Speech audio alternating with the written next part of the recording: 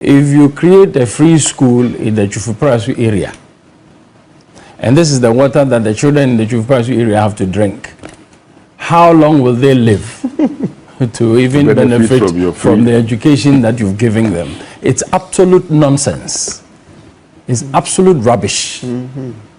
Let's talk about our lives as a nation and talk about the responsibilities of leadership. And I'm happy Honorable Kofi Adams spoke about leadership and the failure of leadership. The evidence of failure of leadership in Ghana today is humongous. Every single aspect of our lives you go to open to discuss, there's a crisis. And people in MPP, people in political circles, people in political parties who want to be voted want Ghanaians to behave as if all of us are stupid and they are the wisest people. They are the people who know everything because they have political power. I don't think so.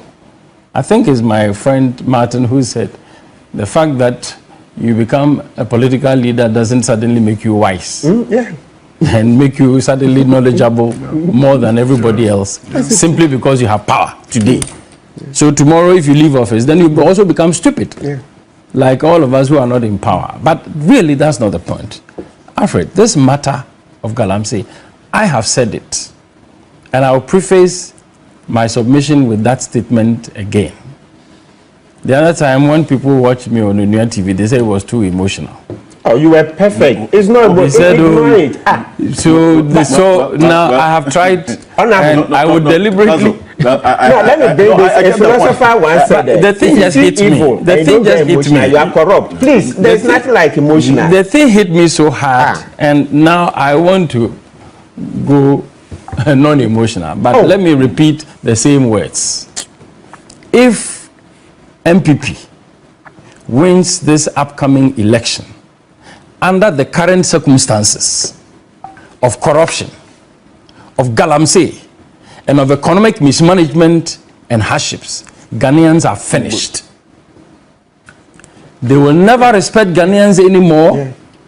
They will become more and more impudent and brazen in whatever. The arrogance of power will be totally uncontrollable. Flee. And I am repeating it. I am not by this statement saying NDC clear obviously is the better choice. I believe we need an independent. But we are talking about the people who have their hands on the levers of power today. The other time I said the president is not a man of honor, and somebody said I had insulted him. I have not insulted him. I am saying it again. President Akufo-Addo is not a man of his word. He's not a man of his word. One. He told Alanche Martin at Legon 2007. Once I become president and I'm leaving office, I will support you, I will help you. He has done the very opposite. Thank you. And done everything to undermine Alanche Martin's effort, first of all, to become candidate for MPP, secondly, to become president of Ghana. That's the conversation we can have. No, but I'm telling you what I know. Wait, let me speak. Secondly, and the biggest one is this Galamsey matter. That if I am not able to fight Galamsey, I will be ready to put my presidency down.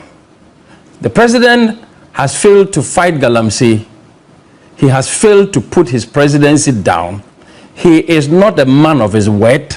He is not a man of honor. This is not an insult. If you consider this an insult, well, I'm sorry about that. If anybody considers this an insult, then we are not ready to live with principles in this country. We will live with sentiments and bootlicking.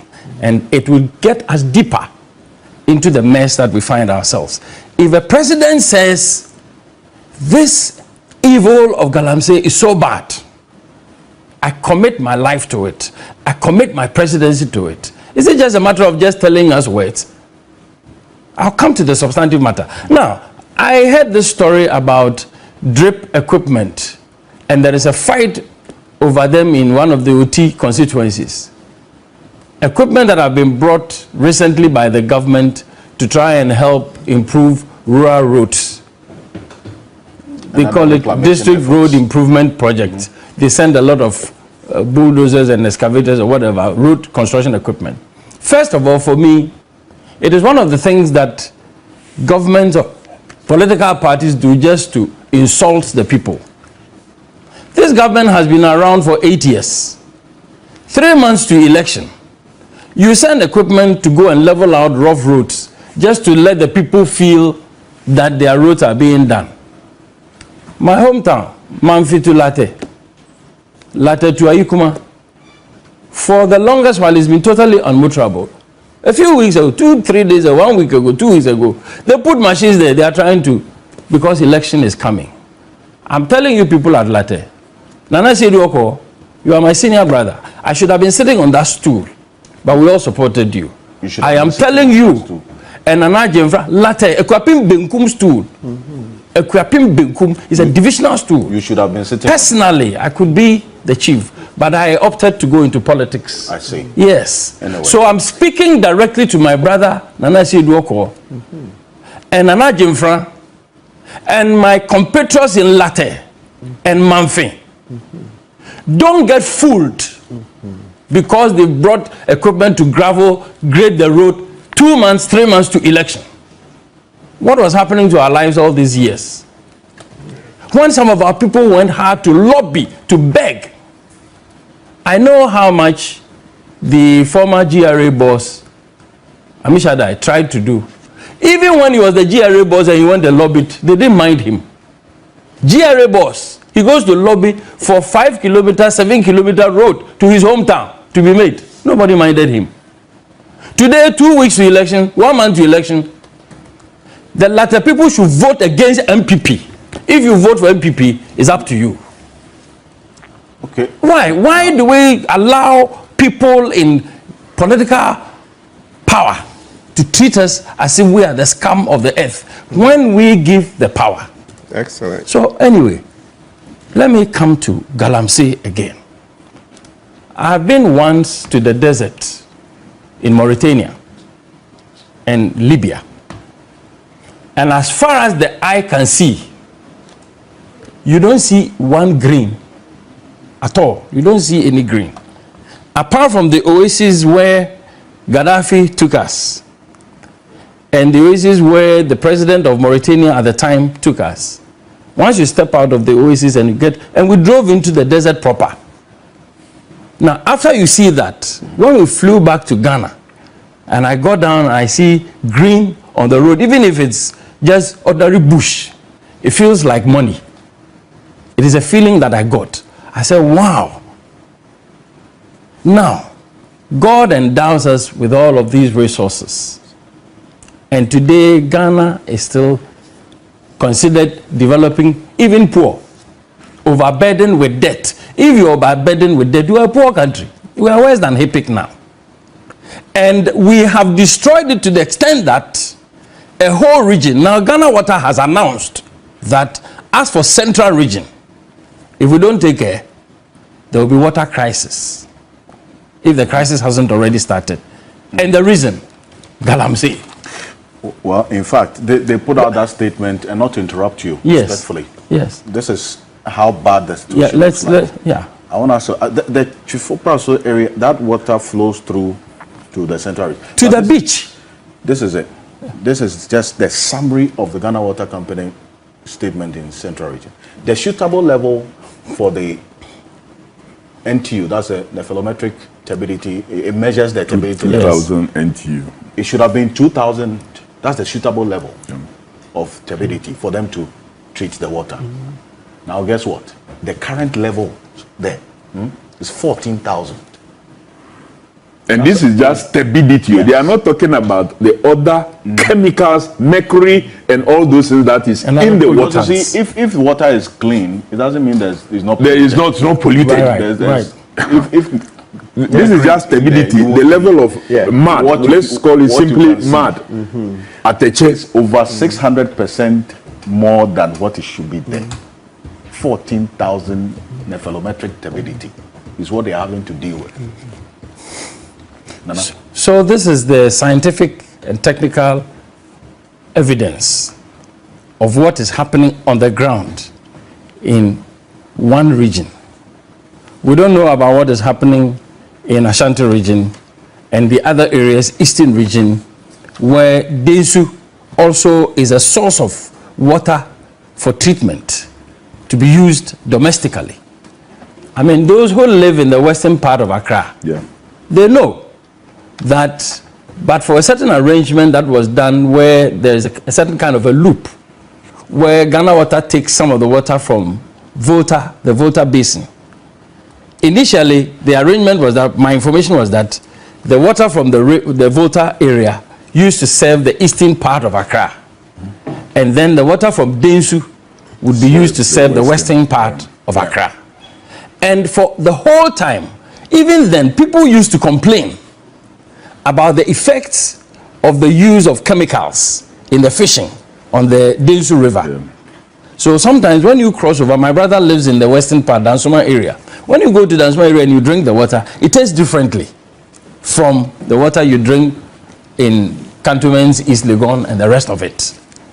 So there was an arrangement. I don't know whether engineering-wise I'm speaking the truth, but my information was that there was an arrangement where some of the water from the Volta treatment is mixed with the water from the western side so that the water will be uniformed.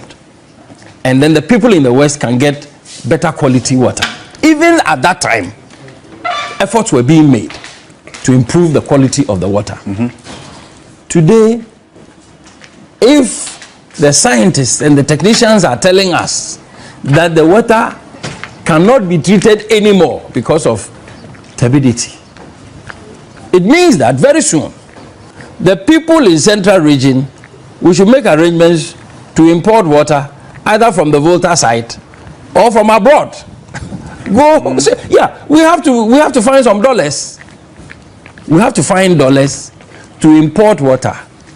And gradually, the way the thing is going, if you don't get a government that clearly has the political will, a leader, a person, not a political party, a person, a leader who would be prepared genuinely to put his presidency on the line. And the MPP and the NDC haven't shown that? For me, they haven't, really. You see, because now they haven't. It's not MPP now, and NDC. It's NPP. It's MPP and NDC. Because you see, now when you take corruption, they are telling you this one is just a little more corrupt than we used to be. When you take Galamsey, oh, they pushed it beyond the limit that Kofi Adams was just saying, oh, when we were there was Galamsey, all right, there was pollution, all right, but now they've taken it to a higher level. When you take economic mismanagement... If you listen to my statement no, Kofi, can you... I heard you. That's because you quoted me. No. If you listen to my statement... I wanted to interrupt you then, but I decided not to. I said, even if I want to accept his position... Yes. Okay. So you are a journalist, and I was only saying, even if I want to accept... I am not admitting that he was speaking the truth. No, but I am saying that was the case. Well, so then don't use me. Don't use me to validate the point you want to make. Well, let me even move from the environmental thing. And in any case, with the environment, Kofi Adams was talking about green. This Mahama government, Savannah region, they took 50 million Ghana cedis, or so 35 million or so, to go and plant trees. I have the statistics here. Instead of 1-point-something million trees, or 50 million trees, this SADA business, what happened? All the money was paid. It was still an environmental thing. It is all part of this issue. It was a huge scandal. Up to today, there was no tree. The money was paid. It is the environment. That is why I am telling you that we need a different kind of leader now, because when you take Galamsey, we are in crisis. When you take economy, we are in crisis. When you take law, enforcement, governance, we are in crisis. Indiscipline, we are in crisis. Our own mindset as a people, we are in crisis. Now, you cannot talk about mindset change when the leader is not exemplifying a certain kind of change and mentality which is positive. Now, Ghanaians have gotten to the point where The politicians will talk. We'll look at them. If they talk and they'll go and do different things, we also do different things. When they come and arrest us, we'll fight the police. And we'll fight the military and we'll kill some of them. Well, but you see, Nana. No, I'm telling you the attitude, the reaction. I'm just telling you, yes. I just needed to be clear that it's not as though you are saying to as it were, condone or support. No, but I'm telling you, that is what will happen. That is what is happening. But it is good to say it is not right. Of course, it is not right. But you see, I am telling you something. Let's not shy away from these realities and pretend. You see, people talk about the public responsibility, and it is a very big one. But you see, if you check how democracy works by taking the power of the majority of the people, and then you concentrate it in one person or a few. Once you have done that, what you have done is that you have basically surrendered the management of your life to the government, at least at the social level. Of course, psychologically, everybody is responsible for their own lives as an individual. But when consistently, just because the people have political power, which you invested in them anyways, they are showing you such impudence, such disrespect even for the law that they themselves are supposed to enforce, what are you left with? So that is the point and the perspective from which I am addressing this matter. So we have an issue where, and I don't agree with Kofi Adams that environment is not political. Environment is a political matter. In fact, the level of discussion that has made it negative is the partisan MPP NDC. But environment is a political matter. Food is a political matter. Water is a political, everything that has to do with our lives. The negativity now that we're experiencing about how to deal with these issues is the MPP NDC duopoly that has precluded all other level-headed discussions, to the extent that now we cannot even talk about food, we can't talk about health, we can't talk about road if it is not MPP NDC. That is where the danger is now.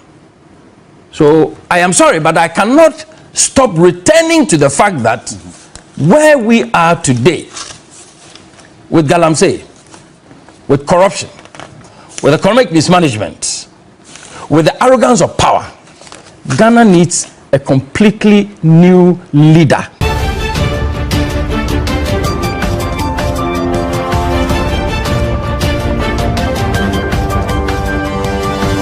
Religion.